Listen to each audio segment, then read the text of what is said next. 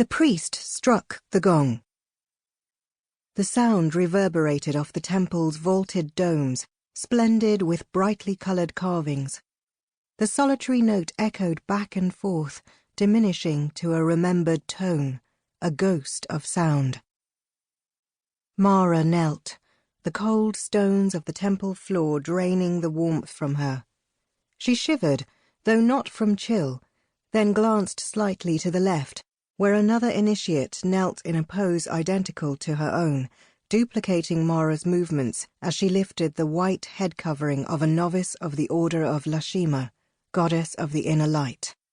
Awkwardly posed with the linen draped like a tent above her head, Mara impatiently awaited the moment when the headdress could be lowered and tied. She had barely lifted the cloth, and already the thing dragged at her arms like stone weights. The gong sounded again. Reminded of the goddess's eternal presence, Mara inwardly winced at her irreverent thoughts. Now, of all times, her attention must not stray. Silently she begged the goddess's forgiveness, pleading nerves, fatigue and excitement, combined with apprehension. Mara prayed to the lady to guide her to the inner peace she so fervently desired. The gong chimed again, the third ring of 22. 20 for the gods, 1 for the light of heaven, and 1 for the imperfect children who now waited to join in the service of the goddess of wisdom of the upper heaven. At 17 years of age, Mara prepared to renounce the temporal world, like the girl at her side, who, in another 19 chimings of the gong, would be counted her sister, though they had met only 2 weeks before. Mara considered her sister to be. Ura was a foul-tempered girl from a clanless but wealthy family in Lash province, while Mara was from an ancient and powerful family, the Akoma. Ura's admission to the temple was a public demonstration of family piety, ordered by her uncle, the self-styled family lord, who sought admission into any clan that would take his family. Mara had come close to defying her father to join the order. When the girls had exchanged histories at their first meeting, Ura had been incredulous, then almost angry, that the daughter of a powerful lord should take eternal shelter behind the walls of the order. Mara's heritage meant clan position, powerful allies, an array of well-positioned suitors, and an assured good marriage to a son of another powerful house. Her own sacrifice, as Ura called it, was made so that later generations of girls in her family would have those things Mara chose to renounce.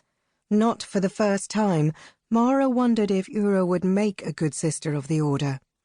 Then again, not for the first time, Mara questioned her own worthiness for the sisterhood. The gong sounded, deep and rich. Mara closed her eyes a moment, begging for guidance and comfort. Why was she still plagued with doubts?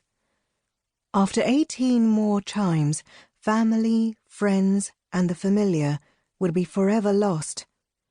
All her past life would be put behind, from earliest child's play to a noble daughter's concern over her family's role within the game of the council, that never-ending struggle for dominance which ordered all Tsuranuanni life. Ura would become her sister, no matter the differences in their heritage, for within the Order of Lashima none recognized personal honor or family name. There would remain only service to the goddess through chastity and obedience. The gong rang again, the 5th stroke. Mara peeked up at the altar atop the dais.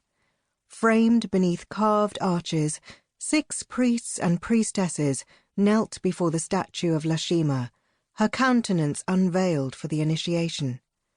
Dawn shone through the lancet windows high in the domes, the palest glow reaching like fingers through the half-dark temple. The touch of sunrise seemed to caress the goddess, softening the jewel-like ceremonial candles that surrounded her. How friendly the lady looked in morning's blush, Mara thought. The Lady of Wisdom gazed down with a half-smile on her chiselled lips, as if all under her care would be loved and protected, finding inner peace. Mara prayed this would be true. The only priest not upon his knees again rang the gong. Metal caught the sunlight, a splendid burst of gold against the dark curtain that shrouded the entrance to the inner temple.